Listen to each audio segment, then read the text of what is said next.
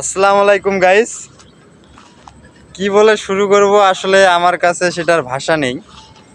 বাংলাদেশের খেলা কালকে দেখার পর আমার এমন একটা ফিলিংস হয়েছে যে আমি যদি সামনে পাইতাম কোনো প্লেয়ারকে, বিশেষ করে তহিদ হৃদয়কে, এই মাদারচোদের বাচ্চা ব্যাট তোলে না, একটা যে সিক্স মারবে সেটাও তো না, যখন যেটা বল মারার সেটা তো মারে না, আর যেটা হলো মারার বল সেটা তো ঠেকে।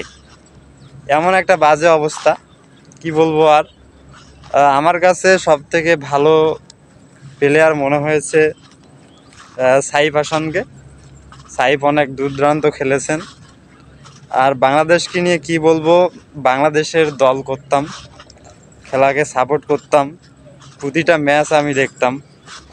আমার যখন থেকে বয়স হয়েছে খেলা দেখার মতো, আমি তখন থেকেই কিন্তু খেলা দেখি। আর বাংলাদেশের খেলা প্রত্যেকটাই আমি দেখি। এবার এশিয়া কাপেও প্রত্যেকটা ম্যাচ আমি দেখেছি। আসলে বলার মতো ভাষা খুঁজে পাচ্তেছি না।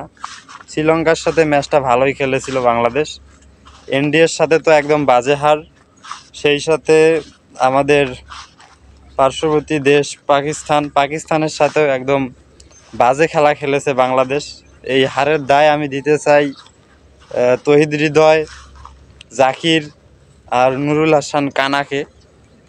এই মাদারচোদের খেলা দেখে, বিশেষ করে কানার খেলা দেখে, যেটাকে নুরুল বলে, নুরুল হাসান, এর খেলা দেখে আমার যেটা মনে হয়েছে যে জীবনে মনে হয় ব্যাটে করেনি, এমন পাশে একবার ওপাশে একবার ঠ্যাক দিতেছে। আসলে কি বলবো আর।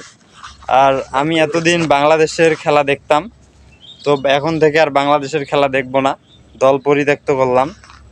আর এই যে আমি আপনাদের সামনে বলতেছি, আর জীবনে কখনো বাংলাদেশের খেলা দেখব না, হয়তো দেখব কিন্তু দল সাপোর্ট করব না।